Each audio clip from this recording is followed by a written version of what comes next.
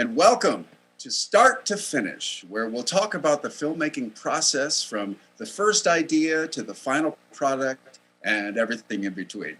So today's guest is student filmmaker Reed Sharp, whose newest short film, I love this, had its premiere at a drive-in movie theater. That is so badass.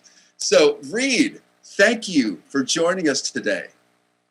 Thank you. Thanks for having me. I'm excited. Oh, me too. And your lighting is awesome. Yeah. So we're going to begin by talking, by the way, about your short. And I'm going to try to say it right. Conjugal Ravification. Yep, you nailed it. Exactly. Woo! Okay. So first of all, how would you describe the film and also unpack the title for us as well to someone who hasn't seen it yet? So yeah, I would say so I was going for I love the 60s, so it's like a new take on therapy in the 60s with like regular therapy becoming like more normalized in that time zone. So yeah, it's like as the poster says, it's I got the poster up here. It's a new form of couples therapy. So there's that, and then conjugal revification, like conjugal meaning like together the couple, and revification like they're basically reviving their relationship in some ways. Yeah. Okay. Okay. The thing I have to ask you is, can you please invent a time machine and take this concept to the 60s and talk to my parents? That would be so awesome. For sure. I mean, it's just I love this concept. So where did the idea come from? And is there anything that you took inspiration from when writing this script? I watch a lot of Hitchcock, so like right off the bat, I just love. I mean, like he was more 50s and stuff, but I don't know. I just wanted like the older tone and like very. I wanted to give a crack at regular drama sort of thing with my own twist on it. The guy, he's the big dude of suspense and stuff. So I was kind of just doing my own sort of Hitchcock sort of thing, and I would say it's just like I love the 60s so much that that's why I put it in the 60s, like later 60s, and we had a great costumer, so it made it super fun to dive into the whole era. But yeah. Right. And you know what I love about what you're saying too is that all art is built on something that came before, and then you just make it your own. So exactly. That's what you're saying you're doing. So okay, you like Hitchcock. Does that mean you're going to be in the background in one scene getting off a bus or something? You'll always have a cameo? Yeah, exactly. I wanted to. It was too short. I mean, like I put like some of my props in there. I couldn't get in there myself because I was trying to figure that out, but I was like, this wouldn't make any sense. But like my film camera and stuff shows up in it, and then like all the stuff in the film's like mine, and like little nods to like other films I worked on. Like I did this Western, and we have this old camera from like 1910, so I put it in the background. So it's kind of like kind of like a nod, like maybe Frederick is like the great like grandfather, or I mean they would be the grandson of the guy in the Western maybe, and he took over. But yeah. So there's all these little elements in your film where you go, there's a piece of me there. Yeah, I love a lot of little Easter eggs. I love that. So before we get into any more detail, let's take a quick look at an excerpt from Conjugal Ravification. It sounds like you truly meant that. And to exert the power in that truth, would you like to take it out on the pillow as we've practiced? Sure. I'd like to. Go ahead, child.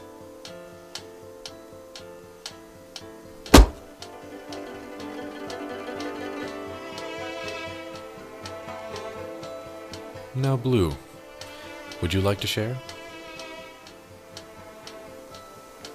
Actually, yeah. I agree with you, Sherry.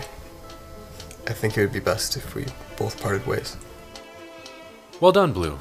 Now, after assessing the progress you lovely people have made over the last several sessions, I have finally reached a conclusion that will permanently create a compromise between the two of you. Blue, you need to properly end things. But first, you have to face your emotions. So I would like you to once again pick up the knife like Sherry just did. Okay, good. Now I want you to say your final words to Sherry, and then drive the knife into Sherry's heart to end her life efficiently and swiftly. Okay, yeah, I wasn't ready for that. That's so funny. You guys put that insert out of all things. Nice. Oh my gosh, dude. Okay, so Okay, those are some awesome performances. They're great, understated. I know the lead actor is your brother, you said. Yeah. You shared with me.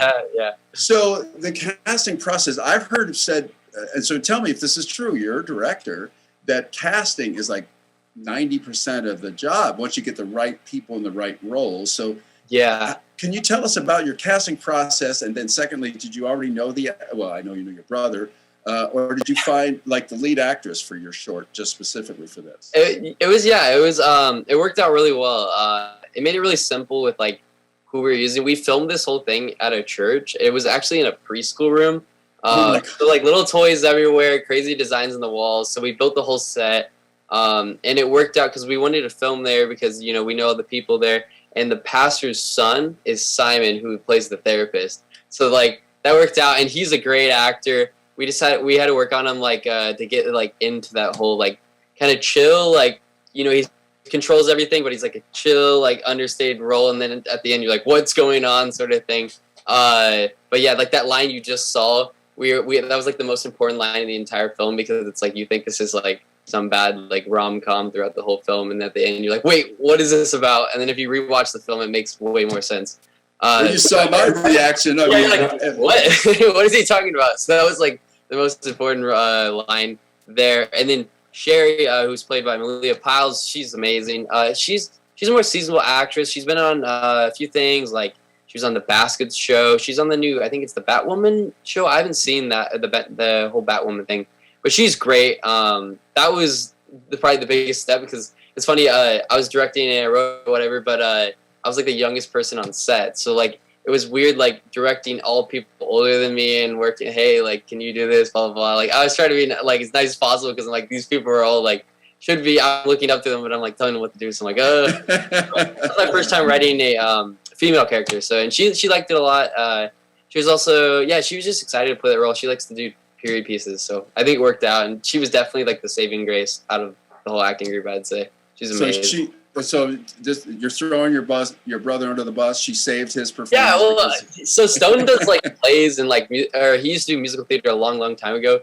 So he's not like a screen actor yet. Hopefully we can turn him into one more. But so like I think he did all right. But like Malia's, you know, built for the screen, so she did a great job. I love Reed what you just said too, because a lot of actors have had challenges translating from theater to film. Because, you know, as you know, like theater's big and film is very subtle. And so that is not an untruth. So if you're watching this, you're an actor, take heed to Reed. Yeah. So what would you say? Go ahead. Or I was going to say, like, the thing I told him the most is, like, with plays and stuff, you can mess up maybe, like, once or twice. And, like, no one's there. If you did a great job overall, everyone's going to think you did an awesome job. But if you mess up once or twice, you're so close to the camera, they're going to catch everything that goes on. Right. So, every little nuance. So what would you say were the easiest and the hardest parts of this process? I think the biggest adjustment is, like, I'm so used to doing, like, such small time little things here and there. And it's funny, like, COVID's been, like, a curse, but a blessing. Like, it's terrible, but, like, since all my classes are online now, I can just, you know, go to the actual sets and work with all my friends that work on like real sets and stuff. So I met a lot of them, like all my friends from there. And this was like my first like bigger professional sort of set sort of thing. And he was like, hey, yeah, let's just put this together. And when we put it all together, it was super like professional, and all these people were older than me. And I'm like, wow, this is crazy. And then we actually started getting like dailies out. We're like, wow, this looks great. Like, right. What happened? Like, doesn't look like I made it. Well, I love, you know, what you just said too is really cool, is that sometimes circumstances may not be optimal, right? But you make the most of it, and look what you did. You created something cool. So we're going to take a quick break right now, and when we come back, we'll find out more about conjugal revification.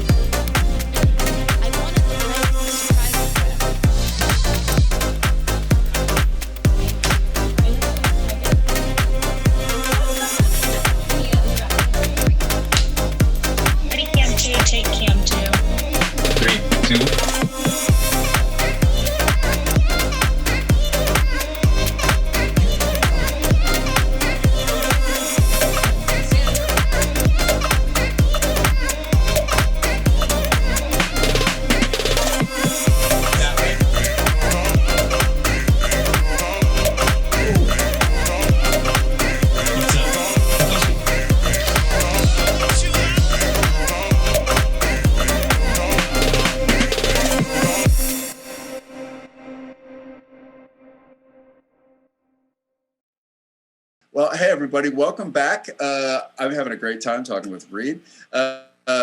You're now watching Beach Variety, start to finish. We're here with Reed Sharp. So, Reed, let's talk about the premiere of your short, which was at a drive-in movie theater. I said this at the top, so badass.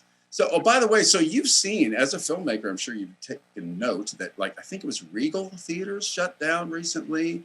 They haven't been able to make a go of it. The COVID just knocked them out. And and so you, taking advantage, I guess you could say, of the circumstance, you thought, well, I can do this in a drive-in. Everyone can stay in their car, right? So can you describe how did you do that? So funny. Like, I don't know. It was just such a, I guess, like, I feel so lucky. Like, it's weird.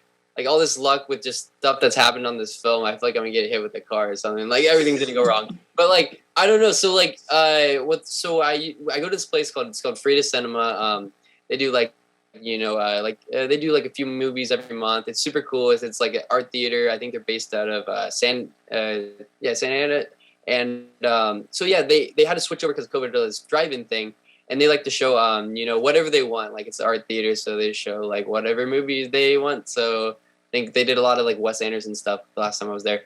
But basically, one night they were talking about how they do, like, student films and stuff. So, like, right after that, I come up to them like, hey, I got a film. Would you guys want to show it? Blah, blah, blah. And they're like, yeah, of course. Just give us the deets. And then, you know, we worked it out. And it was just freaking dream come true. I was crazy when it all worked out. I was like, no way I'm going to get my screen on, like, or it actually screened on a big screen. But, yeah, I don't know. It was crazy. Well, you know, for all the filmmakers out there that are watching us right now and actors, you're living out what I think is the great mantra, which is ask.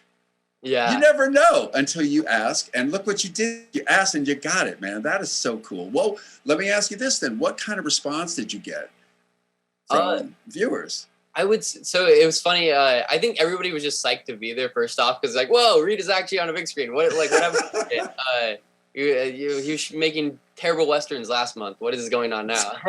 But yeah, they're just excited to be there. So I mean, everyone was pretty stoked coming in, which made a good deal. I think after it, so like the whole thing was like the shock factor. I feel like it's too short. So like. It was hard I didn't know if I was going to pull it off correctly or not with the whole shock, like, weird twist thing. But it's, so, like, the one person I was watching it with, she was, like, completely like, whoa, what's going on? Sort of the reaction you had. And that's exactly what I wanted. So I don't know. I was pretty excited. Then right after the, like, the whole, like, the movie and then the credits, and then everybody rushes over to my car. They get out of their cars from the drive-in. They're all, like, stormed around my car. And it was crazy because, I think so. They said they could fit like up to 100 cars, and we sold it out somehow. Like I didn't expect that at all. Everybody pulled up. We like posted the heck out of it, but people actually showed up. So that and yeah, everyone just was. And I had like posters I was handing out, so everyone. It was a great time. I think. Oh my gosh, bro! It's okay. Now you had alluded to this a little bit earlier. You said you weren't sure if you could pull it off. Yeah. If you were able to, and you did though, but if you were able to redo it, and maybe you will someday with a big budget, if you were able to redo it, what would you do differently? Or would you just leave it as it is? Yeah, I was thinking about that for a bit. Because we were joking about like if someone actually gave funding for this, like if it was like a pilot. And we were like joking, like, I don't know. See, like I feel like the feedback that I got, it's like it's almost too abrupt with that twist. Like I feel like I wish I had more time to like stretch out the characters a little bit longer. I think the biggest thing I got to work on is actually cutting my films down. So like the Western I made was literally like 18 minutes long. I had to cut it down to 10. This one was like 14. I cut it down to like 10 once again. And even though it's like I cut out the things I didn't need, but I think I could have added things that would have made the characters like more memorable. And so you had more attachment to them. When the big shocking thing, and I feel like I needed to put like one hint to the shock. I don't know. It's like I'm trying to figure my stuff out. I want to be like known for like very unpredictable plots. Like you step into my theater, you don't really know what's going on. Like I see trailers. My whole thing is I don't make trailers. I make 4 pictures. I don't the film at all, and I release it. Title, so you don't know anything about it. Right, but you're saying like you could have like built a suspense with a little more time and so forth. I see that. So now there are many different roles. Some watching know this, some don't. that there are many different roles in producing a film, a short film. So how many of these roles did you take on besides director? Yeah, it was hard to let go this time because like when I made the westerns and stuff, I would do everything. That western was like Stone and I, cast and crew, everything, and I edited it, wrote it, whatever. And then going to like something actually professional, it's like, like, you know, but they're all so talented. It worked out. Like it was such good vibes on set. I directed and wrote it. Technically executive producer, that's really about it. And then everybody just did what they were supposed to do. The costuming was amazing. We lucked out. They're really talented. Orchid and Elias, they're crazy good at what they do. The cinematographer, oh my gosh. Like, so we had this cinematographer, Chase, which is actually also Max's friend. He's great at what he does. And then we also had our gaffer on set that was amazing at lighting. He shoots a lot of film photography, which I'm into too, but he's crazy good at it. And so when we had only one set to work on, it made it so he could just set up the lighting perfect.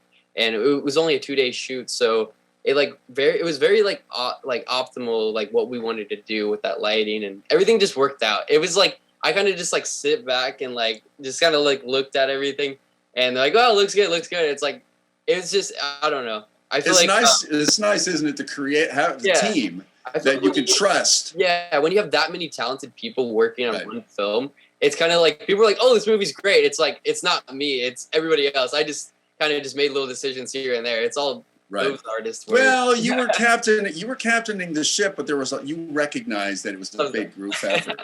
That's awesome. It's right. Okay, so we have to take another break, but when we come back, we'll wrap up and talk about Reed's plans for future projects.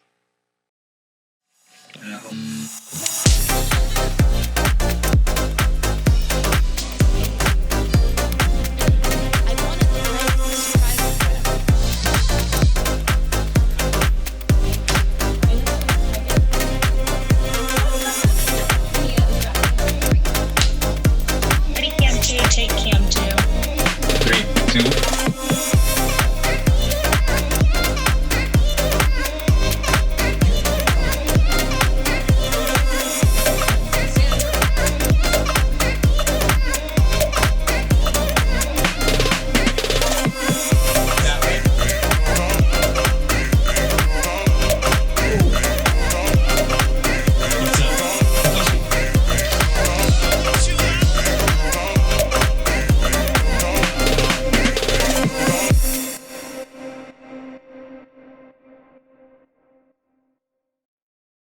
Hey everyone, welcome back to Start to Finish. So Reed, let's talk a little bit about something that most audiences aren't necessarily aware of, but it's so imperative to making a fabulous film. That's post-production, right? So was the final product anything how you first imagined it when you wrote it? How did it change and what stayed the same? So I would say the general story was pretty much exactly how I anticipated it. But like the overall execution was like way above anything I could have ever expected. Like I was just like blown away. Like I was thinking this would be another one of like Reed's films, but like it's actually like decent quality now, and like everybody that worked on it was super talented. So it just turned out absolutely great in my opinion. Just because all the people that are so talented that worked on it, they just did such a great job. And to have my own flair on their artwork too is just amazing. The whole post project was great. Yeah. I mean, just like we were talking about a little bit earlier, you were definitely captaining the ship, but you brought all these talented people that brought their artistry in as well. But you were still the one that was putting it all together at the end. But how nice is that to have all of these A-game people participating? That's a great answer. So tell us, by the way, and I'm interested in this, tell us about any future projects that you're planning now that this one's done. So what I'm working on right now is another short. I think the production value is gonna be a little bit higher on this one. I'm not really too worried about the production value. We're just trying to figure out a few things here and there. But I've been super into like dragnet stuff and neo noir stuff. So I kind of want to do like a neo noir like crime investigation sort of thing. Kind of like Blade Runner, but modern day, not like super futuristic. Just kind of like my own take on a neo noir. I don't know Beautiful. exactly what I want to do, but yeah. Got it. Okay, so you're leaving your options open, but that sounds like a cool way to go. So before we finish, if any of our viewers want to see more of your work, I love supporting artists. So please, how do we find you? How do we find what you've done? So everything, like all my stuff is all Reed H Sharp. I think my Instagram, YouTube, it's all Reed H Sharp. So Reed H Sharp. Yep.